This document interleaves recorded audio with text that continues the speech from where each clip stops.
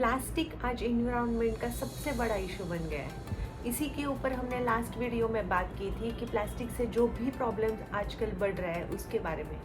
आज हम बात करेंगे प्लास्टिक के सॉल्यूशंस के ऊपर। क्या आपको पता है कि प्लास्टिक की एक बैग डिकम्पोज होने के लिए 10 से 20 साल लगते हैं। वर्ल्ड में हर minute 5 lakh crore plastic bottles खरीदी जाती है, जिसमें से हाफ सिंगल यूज प्लास्टिक है और ये पूरा का पूरा प्रॉब्लम इसी वजह से क्रिएट होता है। जब हम प्लास्टिक के सॉल्यूशंस के ऊपर बात करते हैं तो हम उसके रिप्लेसमेंट के बारे में भी सोच सकते हैं। जैसे प्लास्टिक बॉटल के जगह हम रीयूजेबल बॉटल्स यूज़ कर सकते हैं, reusable cutlery, clothing bags use कर सकते हैं। आज हम बात करने वाले हैं ऐसे दो लोगों के साथ जिन्होंने पूरे 10 साल प्लास्टिक रीप्रोसेसिंग पे काम किया है। उनका खुद का R&D है और उन्होंने प्लास्टिक रीप्रोसेसिंग के बारे में लोगों को अवेयरनेस भी किया है। तो चलो मिलते हैं डॉक्टर मेधा ताड़पत्रीकर एंड शिरीष फड़तरे से। नमस्ते, मैं डॉक्टर मेधा ताड़पत्रीकर। मैं Rudra blue planet environmental solution की डायरेक्टर हूँ और Keshav Sita memorial foundation trust की संस्थापक हूँ। हम लोगों ने 2009 में रुद्रा ब्लू प्लैनेट कंपनी प्रस्थापित की और हमारी जो केशव सीता है वो संस्था जो है वो 2003 की है। हम लोग 2009 से प्लास्टिक कचरे के ऊपर काम कर रहे हैं और प्लास्टिक टू फ्यूल जो मशीन है उसका हमने निर्माण किया है। अगर आप मुझे पूछे तो वैसे हमारा कोई हम लोग प्लास्टिक में काम करना नहीं चाहते थे, लेकिन मैं हमेशा हम लोगों को एक्सीडेंटल एनवायरमेंटलिस्ट बोलती हूँ क्योंकि हमने सोचा नहीं था कि हम लोग कभी प्लास्टिक पर काम करेंगे। लेकिन 2009 में हम लोग एक वाइल्ड लाइफ सेंचुरी में गए थे, तो एक दिन उन्होंने बोला कि आप इस जगह नहीं जा सकते, एक रोड पे नहीं जा सकते। जब हमने पूछा तो उन्होंने बोला कि वहाँ पे कोई हिरण की मौत हो गई है, और जब पूछा 1-2-4 दिन के बाद कि क्या हुआ था, तब उन्होंने बोला कि उसके पेट में से बहुत सारा प्लास्टिक का कचरा निकला और इसी वजह से उस हिरण की मौत हो गई थी।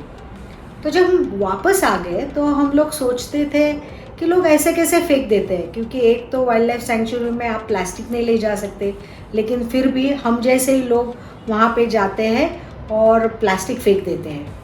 तो जब भी हम किसी को फ़ोटो दिखाते थे या कहीं किसी के बारे में बात करते थे तो हमारा एक ही होता था कि ऐसे कैसे लोग कर सकते हैं, और कोई ऐसा हो जो इस प्लास्टिक के ऊपर काम करे। 1-2-4 महीने के बाद मैं और शिरीष चाय पीने के लिए बैठे थे और हमने सोचा कि हम भी सब लोगों की तरह ही है, हम सिर्फ बातें कर रहे हैं, काम तो हम भी नहीं कुछ करें। तो वही था जहाँ से हमने प्लास्टिक के बारे में काम करना शुरू किया। हम और पहले हमने प्लास्टिक होता क्या है, क्योंकि क्या होता है हम स्कूल में पढ़ते हैं, कॉलेज में पढ़ते हैं प्लास्टिक क्या होता है, लेकिन बाद में हम लोग सब भूल जाते हैं। हमारा भी वैसे ही हुआ था। तो हमने पहले प्लास्टिक होती क्या है, कैसे बनती है, तो इसका सब अभ्यास शुरू किया। तो पता चला कि प्लास्टिक अपने फॉसिल फ्यूल से बनते हैं, यानी कि जिससे डीजल और पेट्रोल बनता है उसी से प्लास्टिक बनती है। फिर हमारा दूसरा क्वेश्चन था कि प्लास्टिक कब ख़त्म होती है। तब पता चला कि प्लास्टिक ख़त्म होने में कम से कम 500 से 1000 साल लगते हैं। तो हम लोग बहुत उदास हो गए कि कैसे कर रहे हैं हम लोग कि ऐसे ही फेंकते हैं, तो फिर वही जानवर होते हैं वो जाके प्लास्टिक खाते हैं और वहीं पे रहता है। तो हमने फिर सोचा कि चलो हम भी कुछ ट्राई करते हैं, कुछ होता है क्या हमसे। तो पहले हमने एक पैन में प्लास्टिक की कचरा डाला, लेकिन सब वो जो पैन था वो सब जल गया। फिर पता नहीं कि किसकी दिमाग से ये आइडिया आ गया, तो हमने फिर प्रेशर कुकर में प्लास्टिक डाला, तो भुफ करके पहला तो प्रेशर कुकर फूट गया। फिर हमने एक बड़े प्रेशर कुकर में प्लास्टिक को डाला, लेकिन वही हाल हुआ। तो फिर सोचा कि उसकी जो सीटी है वो निकाल दे, तो सब ऊपर वाला सब काला हो गया। तो उसको फिर it took us a long time, थोड़ा थोड़ा बहुत काम कर रहे थे। तो एक 6 महीने बाद एक जो वाटर में हमने वो एक ट्यूब डाली थी उसमें कुछ ब्लैक कलर का लिक्विड ऊपर आया था। तो फिर हमने वो टेस्ट कर दिया एंड पता चला कि वो अपने हाइड्रोकार्बन्स हैं। जैसे अपना डीजल और पेट्रोल होता है वैसे ही कुछ हमने बनाया था। तो सोचा चलो कुछ अच्छा किया है तो फिर मशीन बनाए। तब तक हमको ये भी पता नहीं था कि मशीन कैसे बनाए। और ये सब जो हमारी प्लास्टिक टू फ्यूल की जो आइडिया थी वो आई थी हमको एक ग्लास का जो एक बर्फ़ का जो टुकड़ा था उसी के ऊपर से आई थी। क्योंकि एक बर्फ़ का गोला था वो जो गिल रहा था, वो देख के हमने सोचा कि अगर पानी से बर्फ़ से पानी होता है तो क्यों ना हम प्लास्टिक को वैसे ही करें, फॉसिल फ्यूल से प्लास्टिक और फिर प्लास्टिक से फॉसिल फ्यूल। और इसको करने में हमको कुछ 6-7 महीने लग गए। और फिर हमने पहली मशीन बनाई जिसको हमने नाम दिया थर्मो कैटालिटिक डीपॉलीमराइजेशन, यानी कि हम लोग हीट और कैटलिस्ट से प्लास्टिक बनाने की जो प्रक्रिया है उसे पूरा अलग कर लेते हैं। यानी कि प्लास्टिक कचरे से हम फिर से ईंधन बनाना चालू कर दिया। जब हमारा मशीन चालू था, जब हम बहुत सारी उसके ऊपर ट्रायल एरर्स कर रहे थे, तब जब लोगों से बात कर रहे थे तब पता चला कि लोगों में इतना अवेयरनेस नहीं है प्लास्टिक के बारे में, कि प्लास्टिक कितना एज अ प्रोडक्ट बहुत अच्छा है। हम लोगों की जो लाइफ है वो बहुत ही अच्छी हो गई है, लेकिन जब उसका कचरा बनता है तो उसका प्रॉब्लम हो जाता है। तो ये लोगों को पता नहीं था। तो मैं लोगों को जाकर बोलती थी कि प्लास्टिक अच्छा है, लेकिन उसका जब कचरा हो जाता है तो उसका प्रॉब्लम हो जाता है। तो आप प्लास्टिक अलग से घर में रख दो और किसी को आप दे दो। एक 2-4 महीने के बाद किसी ने मुझे बोला कि आप बोल तो अच्छे रहे हो, लेकिन होता क्या है, अगर हम घर में भी गीला कचरा और सूखा कचरा अलग कर दें, जब कोई लेने आता है तो वो लेकर जाता है 2 डिब्बे में, लेकिन वो एक ही डिब्बे में लेके मिक्स करके लेके चला जाता है। तो आपका आने से और हमें सिखाने से कुछ होता नहीं है, कोई चेंज नहीं हो रहा है। तो हम आने के बाद मेरी और शिरीष की फिर से बात हो गई और हमने सोचा कि सच है, हम सिर्फ बता रहे हैं, उसमें सॉल्यूशन तो हम कुछ दे नहीं रहे। तो फिर उन जो अंकल थे उनको फ़ोन किया और उनको बोला कि अगर आप घर में ही रख दें प्लास्टिक अलग करके, तो मैं आके उससे आपके यहाँ से लेकर जाऊँगी और उससे प्लास्टिक से फ्यूल बनाऊँगी। तो उन्होंने एक 8 दिन बाद मुझे बोला कि आप आकर मेरे से जो एक छोटी सी थैली थी प्लास्टिक वाली, मैं लेकर आ गई और वहीं से हमारा प्लास्टिक कलेक्शन भी शुरू हो गया। क्योंकि किसी ने सुना था तो हमें बुलाने लगे। तो मैं पहले जाके कलेक्ट करती थी पूना में, लेकिन एक 6 महीने बाद लोगों की डिमांड भी बढ़ गई। तो फिर हमने एक वैन खरीदी और फिर हमारा जो प्लास्टिक वॉरियर करके जो हमारा प्रोग्राम है वो चालू हो गया। अब हम मिनिमम 45,000 हाउस होल्ड से पूना में प्लास्टिक कलेक्ट कर रहे हैं। और लेकिन जो हमारा काम है वो पूरे भारत में इतना फैल गया है कि लोग बहुत सारी जगह से, जैसे कलकत्ता है, बेंगलोर है, बम्बई है, वहाँ से प्लास्टिक कचरे को कुरियर से हमारे पास भेजते हैं। नमस्ते, मैं Shirish Padtare. By profession I am cost accountant, lawyer and MBA।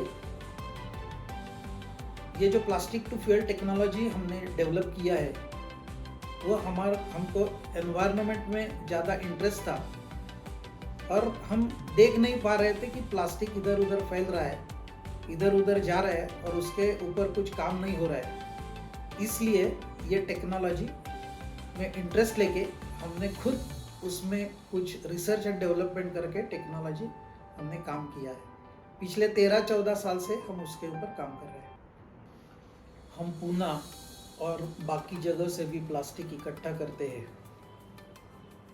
वो प्लास्टिक इकट्ठा करने के बाद हम वो प्लास्टिक हमारे फैक्ट्री में लेके जाते हैं। प्लास्टिक फैक्ट्री में ले जाने के बाद उसका सेग्रीगेशन होता है, क्योंकि जो हम प्लास्टिक कलेक्ट करते हैं वो प्लास्टिक में कभी कभी कुछ अलग तरीके का मटेरियल भी आता है, जैसे पेपर आता है, कपड़ा आता है, टीन के डब्बे आते हैं, ऐसा अलग अलग टाइप का मटेरियल भी उसमें रहता है। उसके बाद हम उसको, हमारी जो टीम है वो सेग्रीगेशन करती है। करीब 7-8 टाइप का प्लास्टिक रहता है, उसमें से वो भी हमें देखना पड़ता है कि उसमें पीवीसी का मटेरियल कोई मिक्स नहीं हुआ है ना, क्योंकि पीवीसी अगर हमारे प्रोसेस में डालते हैं तो पीवीसी में क्लोरीन रहता है और हाइड्रोक्लोरिक एसिड रहता है। इसके लिए प्लांट को भी खतरा है और जो वर्कर काम करते हैं उनको भी खतरा होता है। इसलिए प्लास्टिक से पीवीसी अलग करना पड़ता है। वो सेग्रीगेशन करने के बाद हम उसको श्रेडिंग करते हैं, क्योंकि प्लास्टिक का जो वॉल्यूम है वो बहुत ज़्यादा रहता है। अगर देखा जाए तो 1 टन प्लास्टिक पूरा 1 ट्रक इतना होता है। इसलिए हमारा प्लांट का जो साइज़ है 300 केजी रहता है, 500 केजी रहता है, 1 टन रहता है, 2 टन रहता है, उसके हिसाब से उसका रिएक्टर का वॉल्यूम रहता है। और वो वॉल्यूम में हम प्लास्टिक जब डालते हैं तो श्रेड करके डालेंगे तो ज़्यादा प्लास्टिक उसमें बैठ जाता है, इसलिए हम श्रेडिंग करते हैं। जो हार्ड प्लास्टिक है उसके लिए अलग मशीन है। जो पन्नी बोलते हैं, यानी कि मिल्क का पाउच रहता है, कैरी बैग्स रहता है, उसके लिए एक अलग तरीके का मशीन रहता है, उसको एग्लो मशीन कहते हैं। ये सब हम प्रोसेस करते हैं। अगर प्लास्टिक गंदा आता है तो हमारे पास एक डस्ट क्लीनिंग मशीन है, उससे भी हम प्लास्टिक एक बार निकालते हैं, तो उसको जो उसके ऊपर जो डस्ट है वो एकदम क्लीन हो जाता है। श्रेड किया हुआ प्लास्टिक हम हमारे रिएक्टर में डालते हैं। रिएक्टर में डालने के बाद हम उसमें कैटलिस्ट मिक्स करते हैं और रिएक्टर का ढक्कन हम पूरा बंद करते हैं, क्योंकि हमारा जो प्रोसेस है उसका नाम है thermocatalytic depolymerisation process. We are converting waste plastic into fuel. तो हमारे ये प्रोसेस का नाम है थर्मोकैटालिटिक, यानी कि जो हम उसमें कैटलिस्ट ऐड करते हैं, इसके वजह से उसका टेम्परेचर और उसका ऑयल का क्वालिटी है वो बहुत अच्छा आता है। प्लास्टिक डालने के बाद ये जो प्रोसेस है वो इन एब्सेंस ऑफ ऑक्सीजन करना पड़ता है, इसलिए प्लास्टिक डालने के बाद, कैटलिस्ट डालने के बाद हम हमारे रिएक्टर का ढक्कन है वो पूरा बंद करते हैं। उसके बाद हमारा प्रोसेस शुरू होता है। हमारे प्रोसेस में हम प्लास्टिक हीट करते हैं। बहुत लोगों को ऐसा लगता है कि हम प्लास्टिक जलाते हैं, लेकिन हम प्लास्टिक नहीं जलाते हैं। जैसा अपने घर में प्रेशर कुकर रहता है, इसी टाइप का ये रिएक्टर है। वो रिएक्टर हम बर्नर से हीट करना शुरू करते हैं। इनिशियली जो हम बर्निंग प्रोसेस शुरू करते हैं, इसके लिए हमारे जो प्रोसेस है उसमें से जो ऑयल निकला हुआ है वही हम ऑयल इस्तेमाल करते हैं। उसके बाद हम प्लांट शुरू करते हैं। करीब 160-165 डिग्री सेल्सियस ये प्लास्टिक का मेल्टिंग पॉइंट है। उसके बाद प्लास्टिक मेल्ट होना शुरू होता है। प्लास्टिक मेल्ट शुरू होने जाने के बाद करीब 220-230 डिग्री के बाद उससे गैस आना शुरू होता है। ये जो गैस है वो हम इकट्ठा करते हैं, उसको स्क्रब करते हैं, क्योंकि कोई पार्टिकल्स हवा में न फैल जाए, ये प्रिकॉशन हम लेते हैं। और यही गैस का इस्तेमाल हम बाद में अपना जो रिएक्टर है उसको हीटिंग करने के लिए करते हैं। जो हीटिंग प्रोसेस है उसको हॉट एयर जनरेटर से हम हीटिंग करते हैं। अभी जैसे जैसे टेम्परेचर बढ़ता जाता है वैसे वैसे अंदर से प्रोसेस शुरू होता है। करीब 300-350 डिग्री टेम्परेचर जाने के बाद उससे ऑयल आना शुरू हो जाता है। हमारे प्रोसेस में अलग अलग मशीन्स और अलग अलग कंपोनेंट्स रहते हैं। उसमें से हीटिंग जब शुरू होता है, वो रिएक्टर से हीट शुरू होता है और उसके जो गैसेस है वो गैसेस हमारे कॉलम से कंडेंसेशन होके नीचे जाते हैं। जब कंडेंसेशन होता है तो जो गैसेस है उससे ऑयल निकल आता है, और जो एक्स्ट्रा गैसेस रहते हैं, जो हेवी गैसेस रहते हैं, वो हम स्क्रब करके कंप्रेसर से हमारे गैस चेम्बर में इकट्ठा करते हैं और वहाँ से हम गैस फिर यूटिलाइज करते हैं। ये जो प्रोसेस है उसमें अगर हम 100 केजी प्लास्टिक डालते हैं तो कम से कम 50 से 60 लीटर इतना फ्यूल आता है। करीब 15 से 20 किलो उतना गैस आता है। 5 to 7% मॉइस्चर आता है। ये प्रोसेस करीब 430 डिग्री को ख़त्म हो जाता है। उसके बाद जो रेसिड्यू है वो करीब 5% to 8% रहता है। ये जो रेसिड्यू है वो पाउडर फॉर्म में आता है और ये पाउडर का उपयोग हम रस्तों के जब बिटुमन और एग्रीगेट उसके साथ ये जब हम मिक्स करते हैं तब रोड्स का क्वालिटी भी बहुत अच्छा इम्प्रूव होता है। हमने अभी तक करीब 500 टन्स प्लास्टिक एंड ये जो रेसिड्यू है वो रोड डिपार्टमेंट को दिया है। उसकी वजह से बहुत अच्छे रोड बन गए हैं। ये जो हमारा प्रोसेस है उसको थर्मोकैटालिटिक डीपॉलीमराइजेशन प्रोसेस हम बोलते हैं और उससे जो ऑयल आता है उसका लोगों को ऐसा लगता है कि इसका यूज़ किधर होता है, तो उसका यूज़ एक तो इंडस्ट्रियल है, यानी कि इंडस्ट्री में जो बॉयलर इस्तेमाल करते हैं, इंसिनरेटर इस्तेमाल करते हैं, उसके लिए ये ऑयल यूज़ होता है। उसके बाद जनरेटर में भी ये ऑयल यूज़ होता है। उसके बाद हमने 6 महीने पहले कुछ ट्रायल ले लिए। जो फिशिंग बोट्स है उसमें भी अभी हमारा ऑयल यूज़ करना शुरू किया है। ये बहुत उनको एडवांटेजेस है क्योंकि हमारा जो कॉस्ट है अभी आज डीजल का कॉस्ट देखा जाए तो डीजल का कॉस्ट अराउंड 90 रुपीज़ तक पहुंच गया है और हमारे ऑयल का कॉस्ट है वो अराउंड 55 to 60 रुपीज़ उतना होता है। इसलिए इट इज़ वेरी इकोनॉमिकल उन लोगों के लिए होता है, उनका बहुत पैसा भी बचता है और ये अच्छे काम में आता है क्योंकि प्लास्टिक अभी बहुत सारा प्लास्टिक है वो समुंदर में भी है और उसके ऊपर भी हम प्रोसेस करते हैं। इसके लिए ये बहुत इकोनॉमिकली वायबल है ये प्रोजेक्ट। हमारा जो एनवायरनमेंट में ये जो प्लास्टिक जा रहा है उसके ऊपर भी प्रोसेस हो रहा है।